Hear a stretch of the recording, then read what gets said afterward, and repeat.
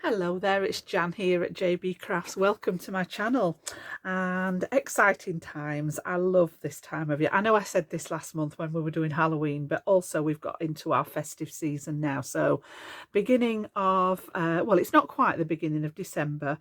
I did this last year and I ran a series called the 12 Days of Christmas. So we did, because I upload twice a week, I did 6 weeks running up to Christmas, and I'm going to do that again this year. So there are going to be 12 projects, a variety of projects between now and I finished on Christmas Eve, I think it was last year. So wherever it lands this year with the Tuesday and the Saturday upload. So yeah, I've got put all the Halloween stuff away, packed it away, went and dug out all the Christmas stuff. Realised I had way too much stuff. Is that not the story of my life? And had a rummage through, and I must admit this little image here has been a favourite for years, and I'll talk to you a little bit more about that when we do the stamping and everything. So I've done a concept card to get us started for this one. And this one's actually called, it's not my design, I've seen this out there on the on social media and on YouTube. It's called a Dutch door, and it's quite a simple one to make. Now, one of the tutorials that I watched, the lady was American and she made the A2 size, which she managed to fit out of one piece of paper. I've had to join mine. I've had to sort of deconstruct it because I wanted a larger area. So mine is 7 by 5 when it's finished. And the idea of this is that you've got a top opening section and then you've got a gatefold section at the bottom here. So it opens two different ways, hence the Dutch door. And then it stands beautifully. I'm really, really pleased with this. It's the first time I've made one of this style, and I think it looks lovely. I'm really pleased with it. And then obviously opening it up, I've popped a little bit of decoration inside just to add some colour. And then I've got my space here where I've got a sentiment and I can write a message to the recipient. So basically, you've got your traditional gatefold. So this comes round from the side and meets in the middle. And then all I've done is I've cut a separate piece, which you can just see is adhered here at the back. And I'm not too worried what that looks like on the back of the card. And I've just made that top opening door part with a separate piece of cardstock. So I've got my Centura Pearl cardstock here, which has got that lovely pearlized shimmer finish to it. And we're going to do a little bit of scoring. I've got lots of mats and layers, so I've got those ready. I'm going to do a little bit of colouring for you on here. And then when I'd finished it, I thought it just needed a little bit of decoration. So we've just dug out the poinsettias and just added a little, cluster of 3 there just to link it all together. From our house to yours. And then inside I put May the Spirit of Christmas fill your heart. I had a little bow left over that I die cut because I wanted to add one here on the present. So this one's actually, sort of on top. And I just thought it tied it all together by popping that little one inside. So I'm going to show you how I've popped it together. As I say, it all stands beautifully with the gatefold partly open, which prop open this part on the door at the top. So yeah, quite a simple fold to do, but looks quite impressive when you've got it sorted. So because mine was deconstructed, I've got 2 pieces of card. So I've got essentially what would be my 5 by 7 card. I've got a piece that measures 10 inches long by 7 inches tall, and we're going to score the gatefolds in the side of this one. And then for the door on the top, I've got a piece that's 5 inches, which will be the width of the card. And then half of my 7, so this line here is the halfway mark. So I've got 3.5 inches at the top and 3.5 inches here. So all I did was measure this at 3.5, and I've added 1/2 inch on to do as a score line and make a glue tab to stick it on the back. So let's do a little bit of scoring first, because as I say, there are only a couple of easy score lines to think about. So on that main piece, let me just take that away now. On the long side, on the 10-inch side, I am going to come in. What we want to do is divide it into what would normally be a 5-inch fold here. I'm going to go half of that at 2.5, and I'm going to do a nice score line top to bottom on that side. And then I'm just going to flip it round and do exactly the same on this side. So 2.5 inches And that's created as our 5-inch width in the middle with the 2 gatefolds that are halfway at 2.5 inches. That's all the foot scoring that we need on this one. And then on the little one, the 5x4, I'm going to turn it with the short side. So this is the 4-inch side. And I just want to pop a 1/2 inch to make a glue tab that we can stick on the reverse of that main piece. So I've literally just scored 1/2 inch in just to create that little tab, and then this will measure the 5 by 3.5, which is half of our card style. So literally that's all there is for the scoring, and we'll do a little bit of folding. There's a little bit of cutting to do. I'm going to use my ruler and pencil for that. So this first one, as I say, I've just folded over. I'm going to burnish that crease line in place. And then because it's a glue tab, I just like to snip just a fraction off those edges, just to make sure nothing's poking out when we stick it to the back of the card. So they are little tiny slivers. And that one's going to be ready, and we will pop some glue on that in due course. So I'll put that one to one side. This one, we're going to fold in our sides, and these should meet nicely in the middle there. So yeah, I'm just going to make sure that they are pushed up together so that we've got that nice alignment and everything meets in the middle, and then we can burnish those score lines in place. So again, this one should come to the center here, so just make sure it's all nice and neat, and then you can burnish those lines in there.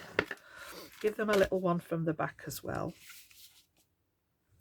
Now you can do this next part on a trimmer if you wish, but I prefer to actually mark this up and do it by hand. I like to measure it in here and do it by hand.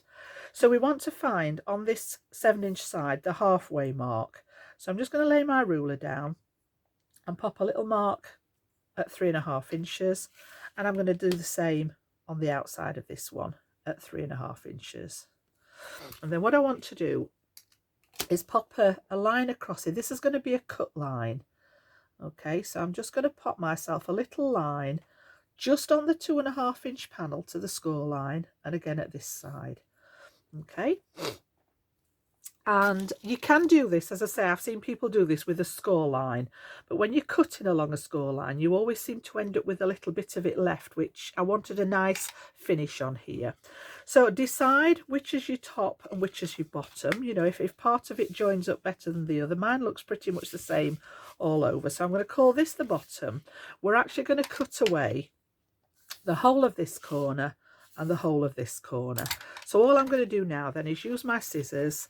I'm going to cut along the pencil line that I've just created, and I'm going to stop when I get to the score line here, like so, and then turn it round, and then I'm actually going to cut just to the inside of that score line, and try and keep this as neat as you can, because this bit does show, and that's why I've seen some people using trimmers to do this part. So if you're not so hot with the cutting, you can use a trimmer to do it. So again, I'm going to come in from that pencil line that we created to that score line, like so, and then I'm just cutting to the outside edge of here to get rid of most of that sort of bump that we created with the score line, and cut down to meet where I've just cut the pencil line.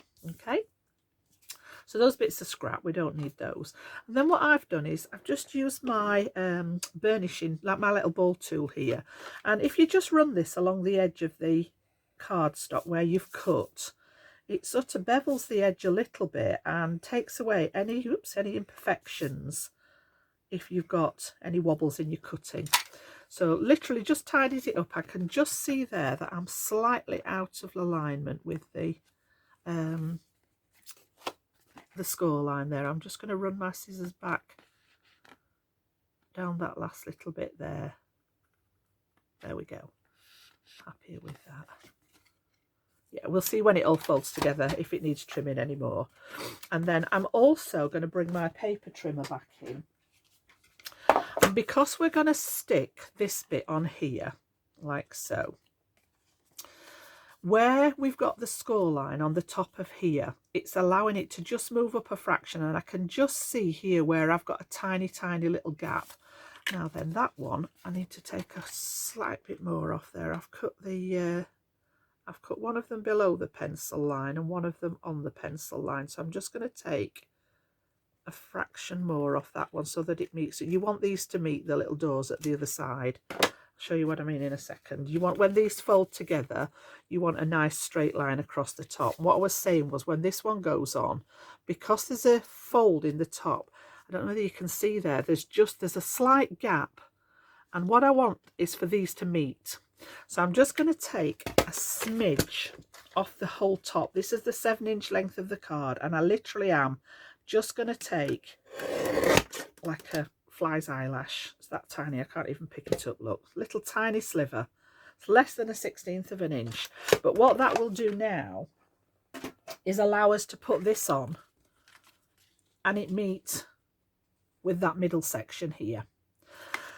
So I'm going to run, because this is actually a moving part here, I'm going to run some double-sided tape, and I'm going to put this on the inside of my tab that we made. So I'm just going to put a couple of lines of that on. You can do this with wet glue if you wish. Give that a burnish. So I'm working on the inside because I'm going to overlap mine and stick it onto the back. So I want the tape on the inside. So we'll take the liner off there. Make sure we've got no tape sticking over the edge. And then what I'm going to do is lay this flat, and you want to line everything up. So you want the sides lining up, the 5-inch width across, like so. And then we're going to pop this bit over the back, and there shouldn't be any sort of problem with that. Now, if you check it inside, she says, I've not quite got that in the right place there. Let me just, there we go. You want to go up to the score line, but not onto the score line. So let's try it that way then. I'm going to pop it. I want to line up the edges, and I'm just going to go up. That's better. To where that score line is. That's much better. And then we get this one all in place, and I can give that a good burnish now. Make sure that glue's stuck on that side. And then you've got what is essentially your fold. So the Dutch door at the top, the little gate folds at the side, and then we're good to decorate. So I'm going to leave that to one side. In fact, no, we'll put the mats and layers on first. We'll do that bit first, because I've got all those prepared ready for you guys. There are quite a few of them. So I'm going to give you the sizes, and then we'll just get these stuck down. So for the front, I've chosen 2 papers that coordinate. So we're going to have a large one across the top there, and then 2 small ones across the bottom like so. And I've gone for that sort of red, white and silver look for this. So the top of the door is going to measure 5 by 3.5. So I've literally come down 1/4 of an inch and come down to 4 3/4 and 3 1/4. So this is going to leave a nice little border all the way around the edge of my, if I open this out, you can see this top section. This is going to sit on here. Now, if you've got a directional paper, just be sort of reminded that it wants to be the right way up. So your direction wants to go up to the fold. Mine doesn't really matter which way up it is. It goes either way. Now, when I cut the inside piece of paper, I cut it 1/4 of an inch smaller again. So I would have gone down to 4.5 by 3. And it left too much silver border for my liking. So because I've used red in the colouring in the main image, and there's red in the spotty paper, I thought, right, we'll just bring a layer of red in, and I've gone in between and just made that 1/8 of an inch bigger. So I've got a 1/16 of an inch borders all the way around. So we've got 4 3/4 by 3 1/4. This one will be 4.5 by 3, and then I've just gone in the middle with the red layer. So let's get these stuck down, and I'm just going to use, because I'm going on to the shiny surface, I'm just going to use my acrylic glue for this. A, it bonds quicker, and B, because the all-purpose glue is solvent based, if there's any of it squidges out, it can sometimes interfere with the surface of the cardstock. So I'm going to lay this on here, and then I just want to make sure I can wriggle that into place so that I've got a nice border all the way around. Give that a press down. And then we're going to do the same with these two. All right, so these are 3 1/4 by 2 1/4, which the gate is 3 1/2 by 2 1/2. And we're going to pop these exactly the same. I've come down, I did the 1/4 inch for the pattern, and then I added the red one in the background. As I say, I thought there was too much of the silver showing. I love the silver and the gold as a trim, but I don't like to have lots of it showing. I just like those little skinny borders. So again, this is going to sit on the front with that same kind of border around it. And then the same with this one. So I've just gone for that acrylic glue there so that it doesn't damage the surface of my gorgeous pearl cardstock. And I do like to use this for Christmas cards. I think it just adds that little bit of something, little bit of luxury, a bit of shimmer. So that's the outside decorated. Now the inside is optional. It's entirely up to you whether you put the papers on the inside. You could just create a piece to go in the middle. You could stamp straight onto the background. I've said many times before, you don't have to put another layer in. I like the addition of the inside layer. It gives me the, you know, the illusion that it's been matted and layered again. It adds strength to your card. So yeah, it is optional as to whether you put the matte layer in or whether you actually stamp straight onto the back of here. I decided I wanted to put some paper inside just to jazz it up a little bit, and I am going to jump back to my all-purpose glue now, because the inside of my card, of my Centura Pearl, is just plain cardstock. So again, I've gone with that same theme, and these measure the same as the silver mats did on the front. So this one measures 4 3/4 by 3 1/4, and again I'm just going to add a little bit of my all-purpose for this one and pop that one on the inside of the door there. So we've got the same border around here as what we have on that silver layer on the front. And the same with these two. These measure the same as the silver layer on the front of the door here. So we've got two of them that measure 3 1/4 by 2 1/4. And again, I've just kept this neutral. I've gone with the red as the theme. I've gone with white, obviously, for the card blank. And then I've gone grey because I've coloured my little bear in grey. And then I wanted to add the silver as sort of the complementary colour. So one of the papers has got silver in, and then we're going to add a little bit of detail with the decoration at the end. So it's all linked together. You can do any colour scheme that you wish. And now we can leave that to dry while we do a little bit of colouring. So this is actually ready to receive our front panel. So I'm just going to pop that to one side while we concentrate on that panel. So my stamp today, this is a very, very old one by a company called Lily of the Valley, which I adore. I think they're still trading online. I used to support these before I worked for Crafters Companion. I have a lot of their products. Absolutely love that sort of whimsical cuteness. And this little bear is James, and I think this one's called James with Presents. It's a crisp part of the Christmas. As I say, they must be probably going on, I would think, 15 years or so ago, if not more. As I say, I've got a lot of Christmas ones. I've got a lot of everyday stamps, and they are just grey rubber. I just put a little bit of tacky on the back and just attach them to my doorway, and I've stamped him out, and I've started colouring him because it does take a while. Now I've stamped in an alcohol proof ink because I wanted to use excuse me, my alcohol pens. So I've gone for a Spectrum Noir alcohol proof dye ink in Flagstone, which is grey. I didn't want the black on here. I wanted it to sort of blend in a little bit more. So I've stamped him out with my stamp positioner. And I've started the colouring because, as I say, it does take a little while, but I have got a little bit left to do just to give you, you know, a bit of a reminder with the colouring. So again, I've kept the colour palette very, very simple. I've got a couple of greys to do the bear, and I've just left his leg to do to show you how to do the shading on there. I've got a little bit of pink, which I've done inside his ear, and I'm going to do underneath his foot. And then I've just gone with 4 shades for the presents. We've got the red, which I'm going to colour the hat in red, and some of the ribbons. I've gone very neutral on the presents, and then I'm going to add just a touch of green in there. When I'd finished, I thought, yeah, it just needs a little touch of something. I do like the idea of the red and green, very Christmas sort of related colours. And then I'll explain how I've linked that in when we do the decoration. So what I'm going to do then is I'm going to do the bear first, and I've actually got tri-blend brush markers and the normal tri-blends, and this is just purely, there are oddments slotted in of the brush markers.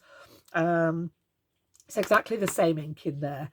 So I'm going to take the very lightest one and do the rest of the bear first. So the brush markers are really nice for getting down colour.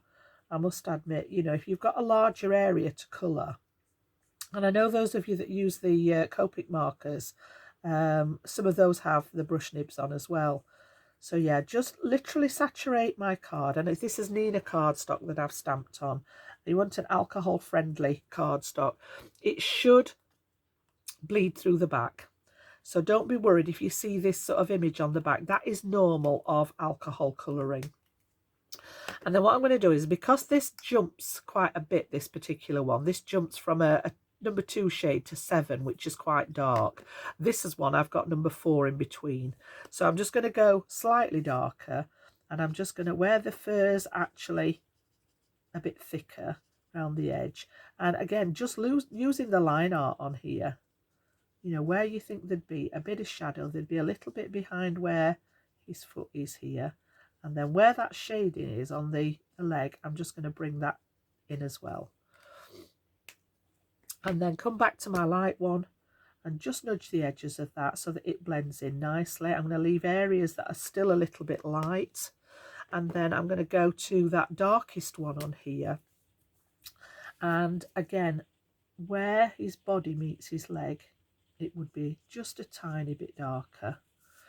I'm going to go just a line around here, and there's not much difference in them. They are graded so that you've got that natural sort of shading effect. And that's literally all I'm going to do with the grey ones. The pink, this is antique pink. And again, I'm just going to pop some in the base of the foot there. So I've used the mid-tone and the darker one on this because the light one is very, very pale. And again, I just want to add that little suggestion of colour under there. So that's that one done. And then the red, if you do use alcohol markers, I think the red one's the hardest to use. I don't know why. You need to be very, very gentle with it because alcohol can bleed if you saturate the card too much. And I find the red one's probably the most guilty of this. So if you put too much ink down and you get bleeding outside the lines of your line art, it's possibly because you've got too much ink. So again, a very, very fine hand, and that's why I've got the brush marker again for this one, just so that I can get into those areas. I am barely touching the paper because this one is quite a juicy one, so I'm literally barely making contact with the paper. It's just the very end of the tip of that brush nib, and then we're just going to add. Normally I would say saturate it well, but as I say, with the red I'm being very careful. Then I'm going to go to the mid-tone, and I'm just going to add a little bit extra because we've got the 2 layers as well. I need to be aware of that, you know, with that soaking through and bleeding out. So yeah, just a tiny little bit where that line art is, and then I'm just going to touch it gently on that edge just to blend it through. And that's literally as much as I'm doing, and you'll be able to see now on the back straight away you've got that bleed showing through. And then I've got the 2 neutral colours. I am going to come back to this one. I use it's actually Fair Skin blend that I've used for the parcels. I wanted just a neutral colour for that one. And then I've picked out Alpine Green. And I needed something in the middle there. I didn't want to do all the parcels in the red. So yeah, I've just picked out the green, and we're just literally going to add, again, I'm going to be very careful with that colour because there's a lot of ink. Just add, touch in there. And we've got those sort of traditional red and green colours for Christmas. And then I am going to take a tiny bit of the darker one just to add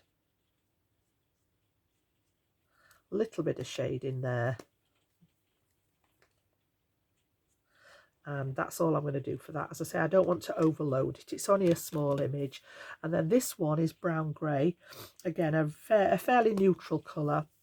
And I just want to ground him. There's already some line art here, but I am just going to bring this along here and create an illusion that there is something that he's stood on. You know, it could be grass. I wanted to keep it neutral.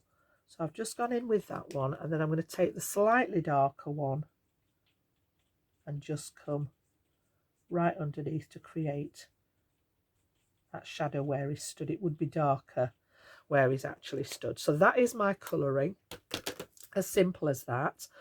And then because I used grey ink, I've just taken a really fine liner black pen, and I'm going to go over his little eyes here because I want those to be much darker than that grey ink. And I'm also going to do the same with the nose.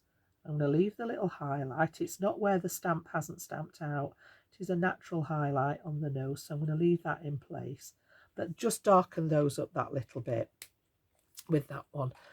And I can just see there, and this is the perfectionist in me again.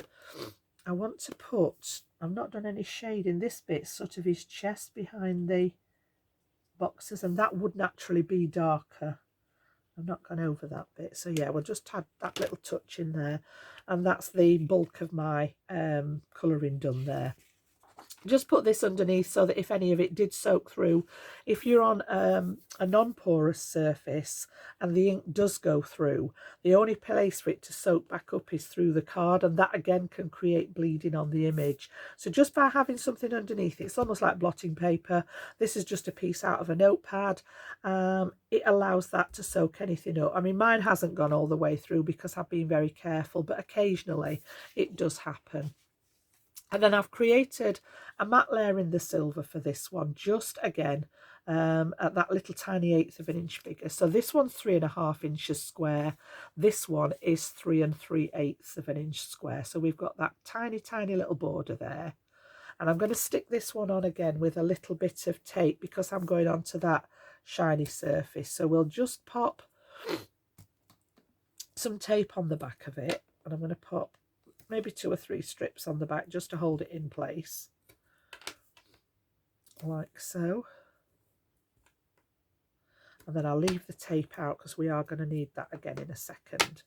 So again, make sure that's burnished down. I'm going to do the bit where I just take off the sort of edges so that we can position it, because that tape can grab very quickly.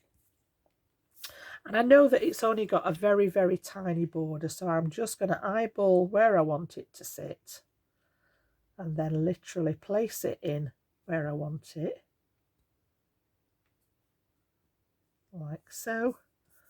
And then once I'm happy, I can pull out those tapes and we've got everything, whoops, come off, in place there. Okay, so we've got our topper at the ready. So just excuse me a second, my nose has decided to start running. I swear it's the glue that affects it. It does it every time I come in here.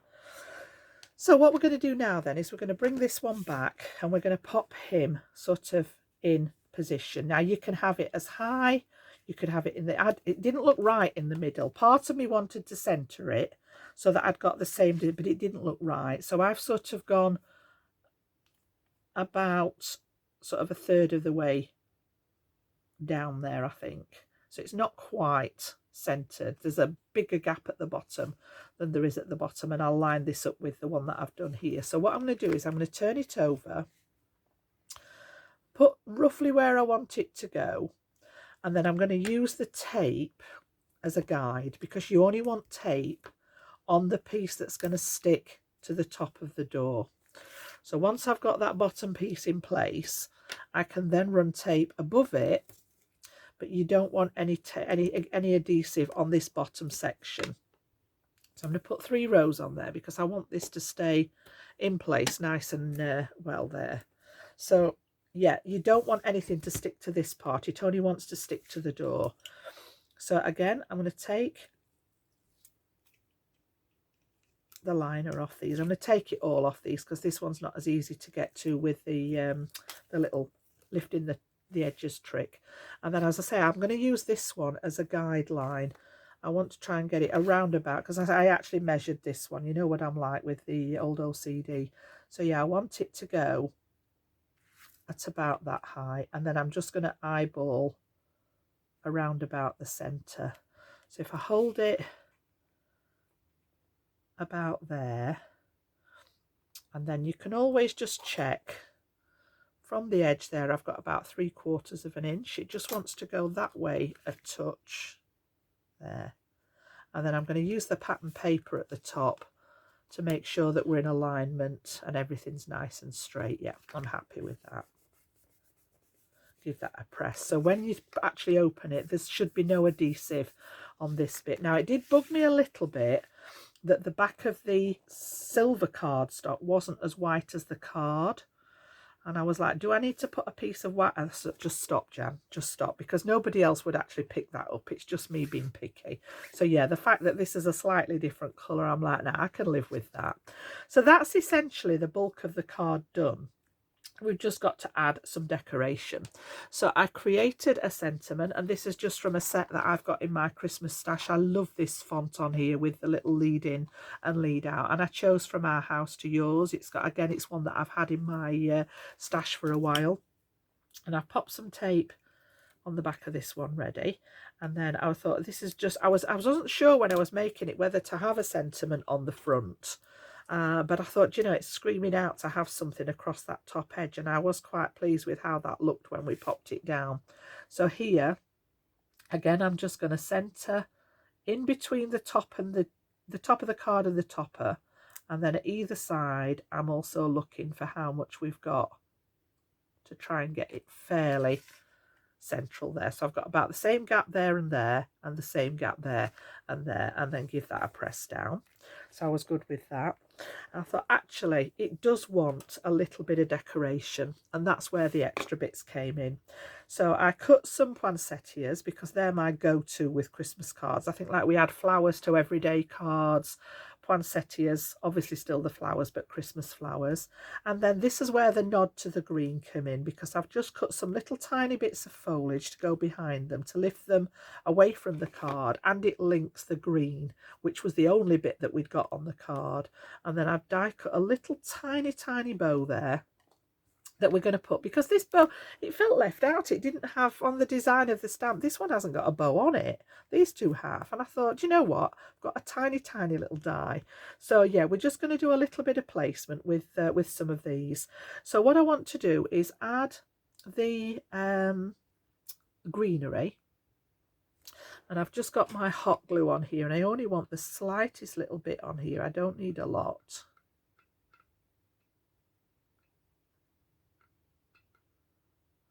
Just wants a touch on the end there, and I'm going to have one of them up at the top here, like so, and then I'm going to put the other two, because I want 2 flowers here and 1 at the top there. So again, just very tiny bit of glue, and then the flowers are going to sit over the top of it, so if any of it shows, it will get sort of absorbed under the flowers. So I want one of these, and again, if you're sticking over the edge, make sure that nothing sticks to the gatefold doors at the bottom. And then the last piece is going to go above there. So again, just the tiniest smidge of glue, and this one's going to go this way up here like this. Okay, and then the poinsettias, I've just popped a tiny little shimmery crystal in the middle, and again we're going to have a little bit of hot glue on there, and we're going to have one of them is going to sit on here, so that's going to cover any glue that's underneath there. Again, if you get those little stringy bits, remember the tip of just using your heat tool at the end, and it will actually just dissolve them. I know a lot of people don't like using the hot glue for that reason, but yeah, just a quick waft over with your heat tool and it just dissolves them. They just disappear into into the background. So again, I only need tiny, tiny little bits on these, and I'm going to put one of them towards the bottom corner there. And then the other one's going to go and tuck and cover up that sort of foliage where we stuck it down. So this one's going to go in here. I just want it to tuck under that one. And you can see that's landed sort of where all that glue was underneath there. So I'm not too worried about that. And then the tiny, tiny little bow. I don't know whether we can get we need the tiniest little dot on here. I did use the acrylic glue on this one, but seeing as I've got this one handy at the side of me, I literally need the tiniest little dot. And then this one's just going to stick on the top of that present, and I've cut that from the same red as what I did in the background. I've just got some little scrap left over of what I'd used in the background there. And we're almost finished. Okay, so I'm not going to recreate the insert for this one. It's, as I say, optional whether you put the inserts in them or not.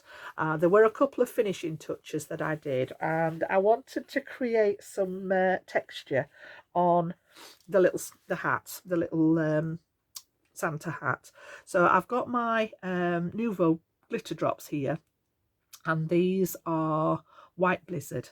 Now I'm hoping that it's still clear. I'm just going to give it a little I don't have a lot of luck with these. I see people use them. It's still clear, we're okay.